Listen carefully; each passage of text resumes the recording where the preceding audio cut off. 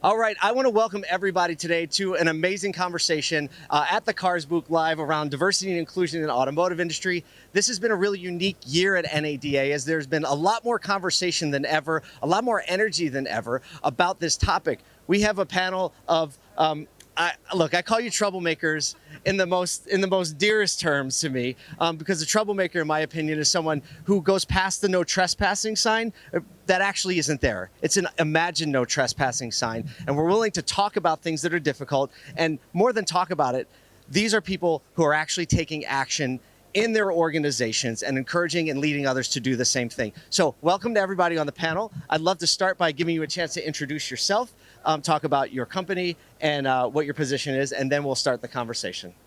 Hi, Paul. First of all, I'd like to thank you for having me here on this panel. I am Myra Dandridge, and I'm the External Affairs Director and Public Policy person at NADA. Thank you very much. Next. Damon Lester, President of the National Association of Minority Automobile Dealers, also known as NAMAD. And? Also the owner of Nissan of Bowie, located in Bowie, Maryland. He's trying that on for size this year. Yeah, I got my dealer thing. You're a dealer I'm now. all in. People are chasing you down the aisles like never before. I'm Julie Harrera, and I am the dealer principal at Toyota Cedar Park. I'm in North Austin, about to be a Subaru dealer here next year. We're about to break ground on the Subaru store. So I'm here. And ready, it looks like. I am Marita Hudson-Thomas. I am the Chief Communications Officer at Cars. Thank you for hosting this conversation, by the way. Thank you for moderating. Oh, my pleasure. Hi, Paul. My name is Veronica Dunford. I'm the EVP of Strategic Partnerships at Dealer Built, and I am the new owner of Women in Automotive. And I appreciate you all inviting me to participate in this panel today. It's great to have you here. So I'd like to start the conversation off. NADA had a press release yesterday, big announcement, big partnership. Why don't you tell us what it's all about? Sure. NADA and the National Urban League, which is a civil rights organization, a historic civil rights organization that's over 100 years old, announced that we are going to be partnering together to help to expand and to amplify our diversity efforts. We have a workforce development initiative that we are collaborating on that would help to hire and also train qualified candidates from women and also minorities to become technicians and to also have internships within franchise dealers. So that program has two components. It's a Jumpstart technician program, which is the first component and the program, of it. The name of the program is Jumpstart. The name of that component is the Jumpstart Technician Apprenticeship Program. And we are going to train as well as hire technicians to work at franchise dealers. The second part of the program is the dealership internship, where we seek to recruit qualified candidates, diverse students who we're going to encourage those students to seek career opportunities within franchise dealers.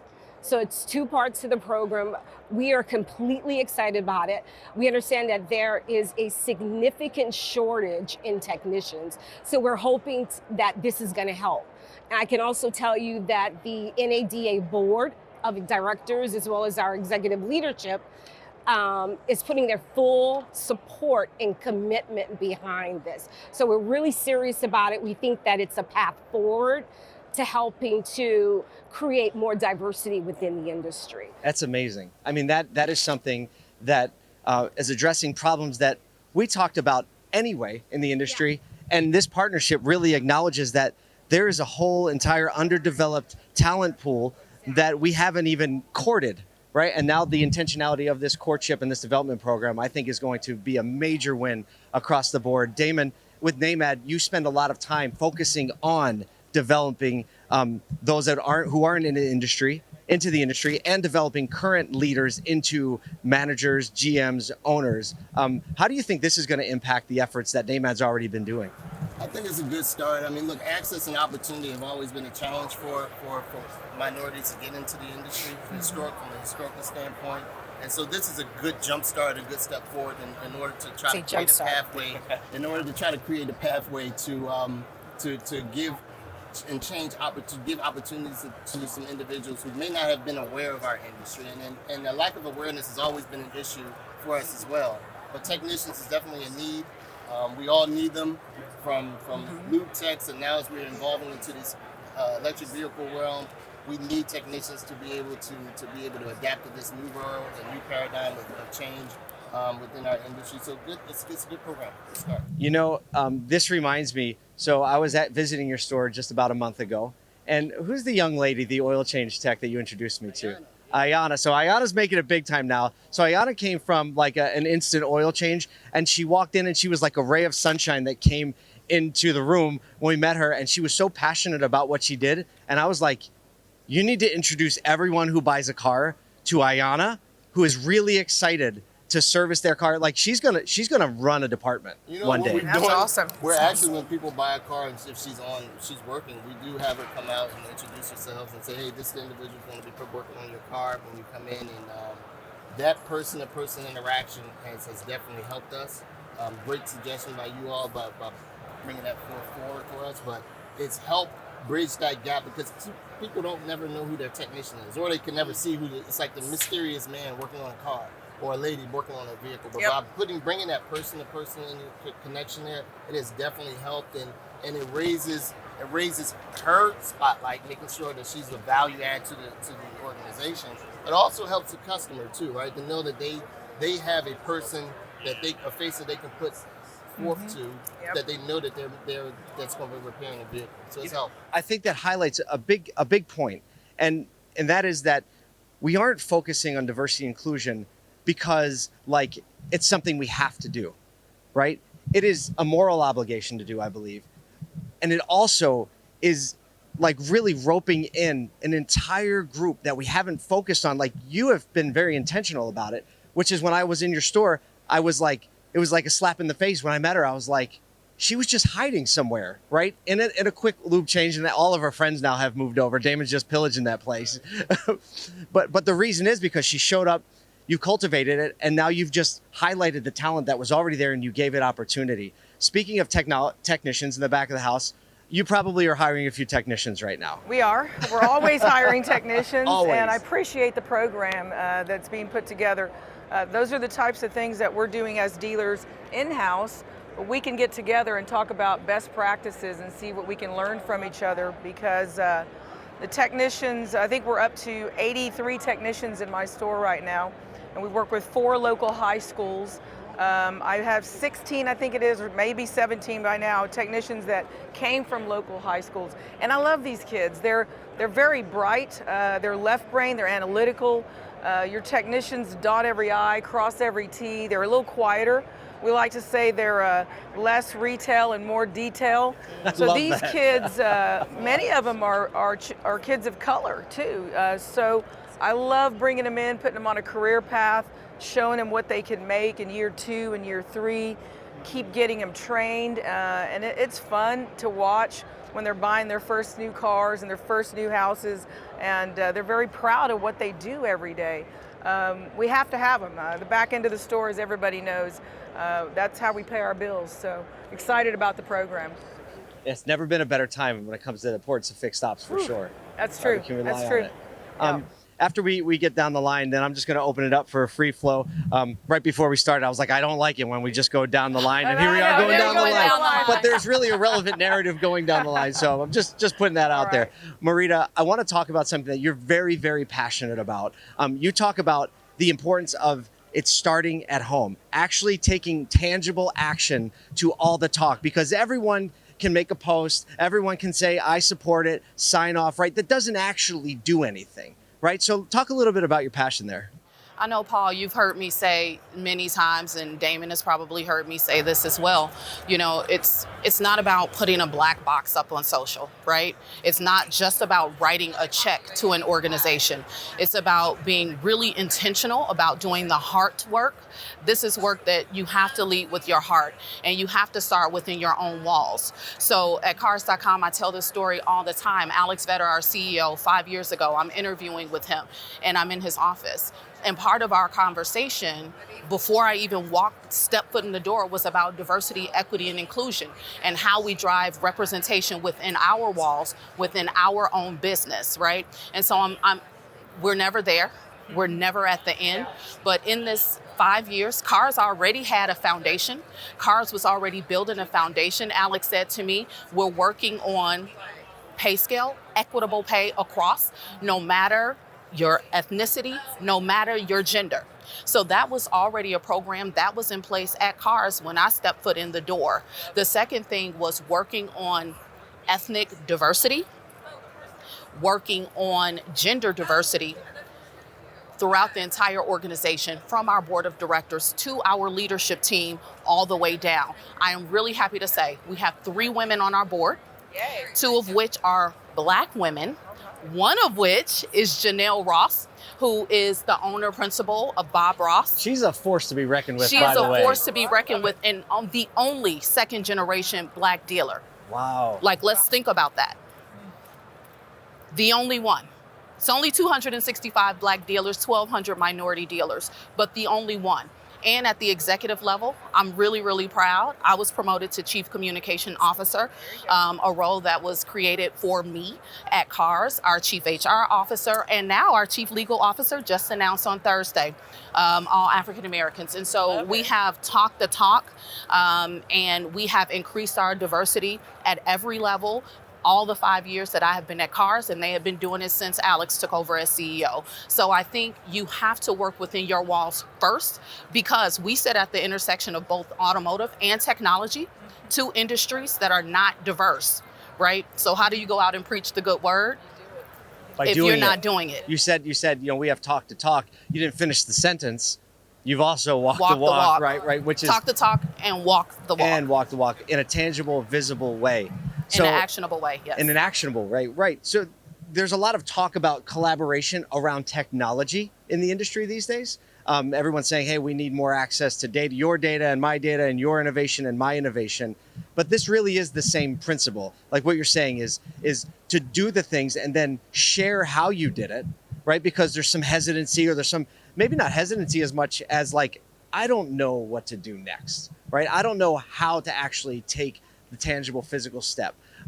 So I think we're going to talk about that. We're going to get back to that topic in just a second. But to complete my line down the panel that I said I wasn't going to do, and I did it. Now that you're taking over Women in Automotive, how do you see the future, the next 12 to 24 months, initiatives that you'd like to see taken to come from that angle and really contribute to what we're doing here? Well, thanks for the question. I appreciate that. Women in Automotive started about 7 years ago, and it is always been a really good vision, and then COVID hit. And then COVID hit, right? Then COVID hit. It was perceived as just a conference company. It really wasn't. It was more of a network, and it was meant to be education and training, and they added in webinars. I've been on the board for quite some time. I've been to every in-person meeting but one in all that time. But during COVID, it seemed like the perception was that it was going away or just not as well attended, but everyone was still there for everyone. We just couldn't get together in person. So now with the purchase, I still have a 5-person board that's a voting board. Many of the original founders are still on the board. Many of you know Kathy Gilbert of CDK Global. She heads up their diversity and inclusion efforts. She's an amazing force to be reckoned with.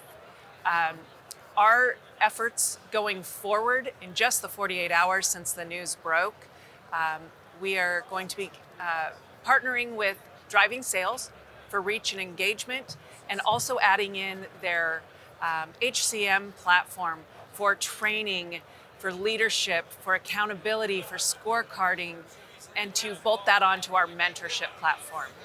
We're getting in more OEM inclusion, vendor inclusion. We don't want the end user to have to pay to participate and be a member in our organization any longer.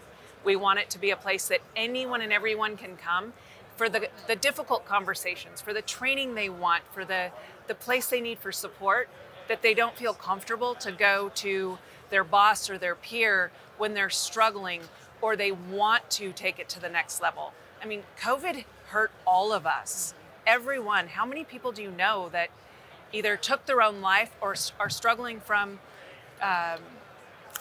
their own personal demons, but they don't want to share it because they don't want to be judged? They need a safe place that they can come and find somebody to talk to.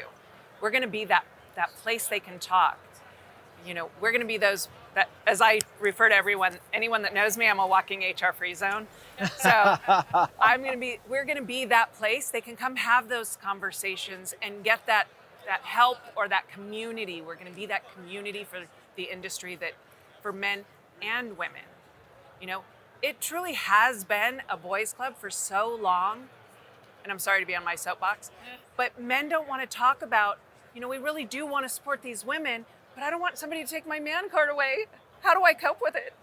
I make jokes because it's easier for most people to deal with it. Humor will get us through in a lot of hard really times. will. I'm okay with this. But if they just need a safe place to really have that support, and we're going to be that, because if we all come together, we're all going to grow together. You know, I think one of the nuances from what you just said is this understanding the discomfort in the conversation and doing what we can to diffuse the discomfort, because often when we don't want to take a step forward is because there's some uncertainty, like, am I going to do something wrong, say something wrong, not do enough, or say something and maybe not be able to follow through with it, right? But the point is we want to figure out how we can actually start to take steps forward. One of those steps that I've heard several people on this panel talk about in the past, probably Damon, I've heard it the most from you, maybe because we spend the most time together, is this concept of parity, right? And when I ask you what's most important, it's always one of the first things that comes up for you. So, you know, what is your position on that, and how do you think dealers can actually work to just take a baby step forward, and then just open discussion around parity? So parity is the goal for us at NAMAD. And explain what you mean by that. Actually, I don't want to assume that everyone understands that. Really. I will go with data. We talked about data, and data is our bench line or base to create the why. Right? Why is there a need to have an increase in ethnic minority ownership? So our why is data shows us that ethnic minority consumers, as African American, Asian, Latino, Native American, purchase over 33% of all new cars and trucks. If I included Caucasian women, that's even bumped up even more. Right? So that proves the point that market share exists within our industry for minority consumers. However, within the dealership realm, there's 18,000 new car dealerships and 1,200 are owned by ethnic minorities, African American, Asian, Latino, Native American. That doesn't sound like 30 or 40%. 6%. So we got 30% are people buying, 6% that are owners. So we want to level that playing field. That's what the parity means for us. Yep. And how do we do it? We build relationships. Well, right? I want to stop you for 1 second. So again, I don't want to assume, because this conversation is about like educating everyone and moving us forward. Why do you think the parity is important? I know it might seem natural and normal for you, but why is it important that we close the gap between the owners and the purchasers? You have to close the gap because opportunities weren't allowed. We weren't allowed to have those opportunities that non-minorities had. Right. So within our dealer ranks, minorities weren't able to become dealers until 1967. The industry is over 100 years old. There are a lot of people at the show that remember 1967. Like I remember high school in 1967. So that's the why, right? There was not an access, there was an opportunity until laws had to be created that would give us the opportunity to become dealers or owners. Yep. And so we use data to present the business case. Data is what drives us and gives us that business case to present to every manufacturer or vendor, just to prove the why, and here's how you need to do it. And so for us within this industry, and we know that diverse community will become majority community by the year 2045. Not too far out, right? So by that, why not try to capitalize off of the market share will continue to increase by increasing your dealer buying? Now, we're not trying to take away. We're trying to add to, no different than we're trying to add new technicians of diversity within our industry. Yep. But we're adding to that mix. We're adding to providing people who historically have not been able to get in or weren't aware of it to have those opportunities to live all of the fruits of America. Yeah. And so that's what we're here to do, whether it's the ownership, whether it's to provide food on your table and roof over your head for your families. But that's what this is. Yeah. Anybody else want to jump So in on listen, the data doesn't lie, the numbers don't lie. And we were in a meeting just, I think, yesterday that said for Toyota dealers, 40% of the buyers are people of color. And again, less than 5% are dealers. It's just too big of a gap. And smart OEMs are going to really take a stand. And Damon knows this, you guys know this, every year they say we're going to add 5 to 7 dealers. You should be adding 15 to 25 dealers, 30 dealers. We're way behind. Now explain to me, when you said smart OEMs, why would that be smart for them? Because that's your customer base, okay? In addition to that, women, 80% of every car deal right now today, new car deal, is either by the woman actually buying the car or by she's heavily influenced the decision. Yet again, 2 or 3% of your dealers are women. And there's a lot of women that have what it takes to be dealers. So I think that it's critically important for smart OEMs to not just walk at this, run at this. Let's go, all of us together, fired up about it, and continue. Cars.com talking about this. I didn't even know you guys cared about this stuff. So I'm impressed that not only having the conversation, but we're putting our money where our mouth is, and we're trying to get something done about it. So excited about it.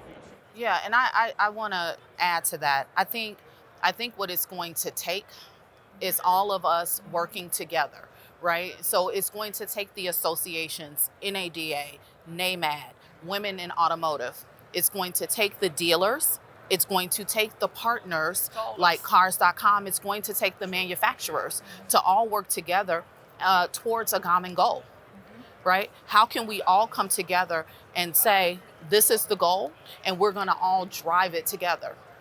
That's the opportunity, right? We know it's a challenge, right? But we have to see it as an opportunity. And so Damon and I, over the last 2 years, have become great pals, great buddies. We've been long-standing partner of Women in Automotive. Alex, who is our CEO, sits on the board and has sat on that board for a number of years. But that's where I want to take the conversation, is how do we all get into a room together, lock hands, and have some collective goals that we're working towards. That's what's going to change it. Damon's doing his part. Myra, NADA, doing your part. You're doing your part at the dealership. You're doing your part. We're doing our part at Cars. But collectively, that's where the power and the impact comes. So if I could weigh in just for a second, NADA does not pick dealers or dealerships. You know that. Right. But we are doing our part in terms of workforce, which is part of the program that I mentioned earlier. So we want to diversify and make the workforce representative of the communities that our dealerships are in, the communities that they serve. So again, we can't pick the dealerships, but we do understand that there is, you're working to put players on the field is what you're doing. Because everybody can't be like Damon and just jump right to owner. Exactly. How many years, Damon, before owner? 20 years. Exactly. Where'd this overnight success come from? It must have just got lucky. It must just be luck. That's right. So I also wanted to follow up on something Marita said, just to let you know. I was hired by NADA in 2020. NADA realized that, they don't live in silos, that, the world is an expansive place. So they hired me as the Executive Director of External Affairs and Public Policy to do third-party outreach, to build bridges with communities and associations and third-party groups that we never touched before. So, and that became somewhat of the birth for the workforce development program that we have. We're in touch with the Urban League. We're working closely with them. We're also in touch with LULAC and Unidos. We're also very in touch with the NAACP. We've met and reached out to HRC, the Human Rights Campaign. So because of the position that I have, and they saw that it was important to have a position like this, we are now reaching out to third-party groups who are car buyers, who have the capital to buy multiple cars, actually.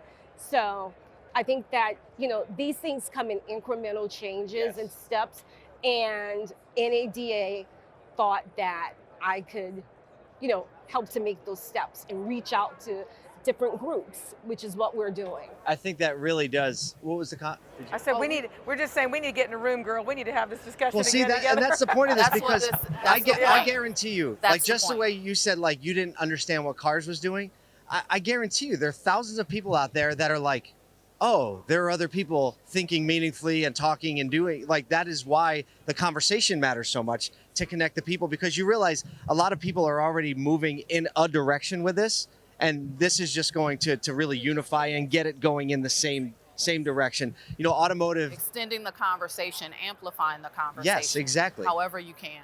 Well, and I think the only way we're really going to drive significant change is if we are all on the same page, That's right. singing the same song. As we say now in Women in Automotive, we are one team, one dream, moving this industry forward together. That's the only way we're going to do it, is if we are doing it together, not independently, because then you have independent. Not in a silo. Yes, exactly. You can't move you and can't effectuate move a ship change. forward in a silo. Exactly. It's got to come from all directions. Automotive is one of the most unique industries in the world, because a lot of industries will say there's no ceiling, right? Any sales-based industry, there's no ceiling. You can make as much money as you want. But very few industries are able to say there's also no floor. And this building, the dealers here are full of stories of people who literally started from the very, very bottom. And now they are GMs. They're making great money. They're giving back to their communities. The speaker yesterday said she was so impressed with the automotive community, saying, like, I've never met a group of people that are more in touch with what's going on in your community than auto dealers. And so I think those blocks are already in place. And there is a very easy on-ramp into automotive for anyone who's willing to work. And I think this, grouping in a whole other group of people, committing to training and development, committing to providing positions and continued training, committed to doing it from the vendor side and showing like that there is a way, committed to doing it, encouraging women to say like, hey, this is something, if we're unified and we're moving, everybody focused in the same way, there really is no floor in this industry on where to start. We have a few more minutes, so I'd like to talk about one more thing. I'm going to ask for each of your opinions on this, and then we're going to wrap. We talked about not being sure about what the next step should be, right? And a lot of times people might say, I believe in what you're saying, I agree with what you're saying, but I don't know what to do next. So we are going to go down the line here. What would your advice to be to a dealer who is saying like, I'm vibing with this, right? I heard your announcement. I'm hearing this talk. I'd like to take a step to get a little bit further ahead than I am now. What do you think the first step should be? I would first tell them that change is incremental, but constant. I would also suggest to them to work with us in helping to create this change, meaning helping to expand the number of women and the minorities within the industry from the workforce perspective, and to help work with the National Urban League also, that has chapters across the country. How can they best do that? Is there a website, a portal somewhere? We're developing all of that now, and we're putting the meat on the bones, if you will, in terms of the processes that we are going to be incorporating into the recipe that we're going to create for our pilot program in New Orleans, and we'll spread it across the country. But we just need the support and the commitment. And I think, like I said earlier, that the NADA Board of Directors and our executive leadership has the full weight and support of the entire auto retail industry behind it in terms of this initiative. Great, thank you. Damon, you've kind of come at this from both sides, from NAMED and now the dealer side. What is your advice to dealers that are like, what's a little step I can take? I look at it, Bible says in Habakkuk 2, write the vision and make it plain, right? So we can have all of these, we can have a lot of ideas, but if we don't put a pathway in writing, it doesn't exist. It's nothing to exactly execute besides putting words out there with no end game. So whatever we do, even with us at NAMED, we try to create that pathway of, here's our end game of what it looks like, and we work backwards. And the issue is the how, right? We know how, we know the why, but the issue is the how. And we know that the challenge is that's the buffer in those hows. And so we encourage manufacturers, including Toyota, they wrote the vision. and that vision is now their playbook. Right. Right, and so we have something that we can hold people accountable to, and they can hold themselves accountable, amongst themselves as well. So that's really what I think we're all in agreement there, that we all have to come in concert with working together, but it has to be a plan, it has to be writing, and it has to be accountability. Yeah, so you're saying write it down. Write it down. Write it down. Damon, I mean, you're just speaking right out of my He head. stole yours. No, but absolutely, you have to have it set up. Here's what I did. I hired a chief strategy officer. I said, I'm 54, I got 10 years left, I don't have any children. How can I impact the car business with respect to diversity and minority candidates? What can I do? What can we do as a group? So we've got 2 Hispanic sales managers right now in NADA school. We're going to send 4 next year, 2 ladies and 2 other minorities. So we're going to start developing them and putting them through as quickly as possible, because they're very talented already. And then we're looking for open points to get them in as dealers. At the end of the day, what I'd like to do as a little bit of a legacy, if you will, is I want to put 10 more minority dealers out before I hang up my purse and say goodbye to the industry. So the Lord didn't bless me with my own children. They're kind of my project. But we've got a lot of talent out there that have worked from the ground up and know every department. It's the only way I can think of to help the industry, because again, the numbers don't lie, the data doesn't lie, it's needed. And then the other thing is, once we get them there, we've got to keep them there. We can't let these big publicly held companies come in and try to buy them out. We've got to help them put their succession plan together with their families. And so, I think that write it down, have your strategy, start putting it in action, and then do everything you can to help them, help the industry with more minorities. So I love that's that what I'm perspective. working on. Get it going and stay on it and just move. Commit. See, that's why we love you, Julie. I'm That's trying. why we love you. I'm trying. We love you at Cars. I would say 3 things. One thing I already said: start inside your walls, right? You can't preach the good word if you're not doing it yourself. So start inside your walls. Representation starts in your company and driving it in your company. I say the second thing is, reach your hand out to partners. So a couple years ago, I just reached out to Damon, right? And it wasn't like, the question is, what do you need? What do you need? How can Cars help move your vision forward? It's the same question we ask to women in automotive. What do you need? Not what do I want to do for you, but what do you actually need? How can we work together to move this forward? For Damon, it was about education. It was about financial support too, right? And it was about doing some trials really to drive dealers' businesses. And that's what we did at Cars through our umbrella of Cars Action. And we call it Cars Action to remind ourselves that it's not a black box. And if that's what people do, cool, right? That's how you show your support, cool. But for us, it really is about action. And I say the third thing is leaving this conversation and getting these people in the room along with manufacturers to say, can we get a collective list of goals? And how can we work on those things together? How do I support Myra?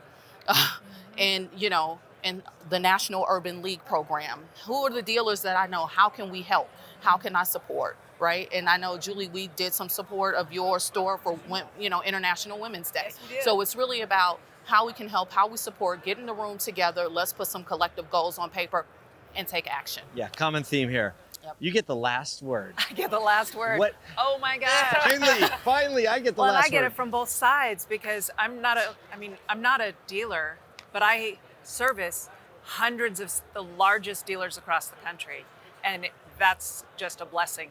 I mean, you impact people's lives every day. But the one thing I would say is start within, just like they do. You have to build your core team, and you have to think of them as your partners. If you can't rely on them and think that they are truly your partners in everything you do, and again, it goes back to the same, my statement that we use at Women in Automotive. I actually use it at Dealer Built as well. You are one team, one dream, and if you are not on the same page moving forward, you are never going to go anywhere. You're going to spin your wheels, and you are not moving forward. Dealer Built, we are 36% female-led in our management and above, and I mean, it's wonderful. Our voices are heard. Our team is just rock solid, If you can't buy it, build it, you partner with it, and you will grow it as fast as you possibly can. And your vision is, your future is whatever you can make it. At Women in Automotive, then what we're doing going forward is we are partnering. We are blessed to have Alex on our board. I mean, they're, as you know, they're everywhere. And they are a machine. There's nothing they can't do. And look at this beautiful woman. She moves mountains. She's rocking it. I mean, it's I'll unbelievable. take it. Well, I don't like to I'll brag. take She is. I mean, and the people that we have that just absolutely love what Women in Automotive does and wants to be part of it, it's our sky's the limit.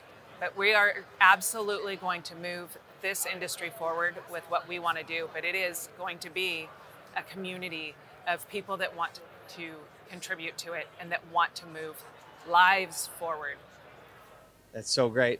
Well, we're about to wrap it up. I love that you said, you know, write down the vision, make it plain. I wrote down my vision on my sneakers. You gave me these sneakers, and I wrote my favorite verse on them. It says, so then as we have opportunity, let us do good. I'll wrap that up by saying, making decision to move forward is a choice. And everyone just has to start with making the choice to do it, right? And that can happen right now, right? While you're watching this, just say, I'm going to do something, right? And then writing down what it is, and then following through, connecting with the great resources that even are represented on this stage right now. I want to thank you so much for being here with me today. I want to thank CARS for hosting and organizing such a meaningful conversation. On the behalf of the Automotive State of the Union and myself, thank you for watching, and I hope that you will make a choice to take a step forward and do good. Thanks for watching.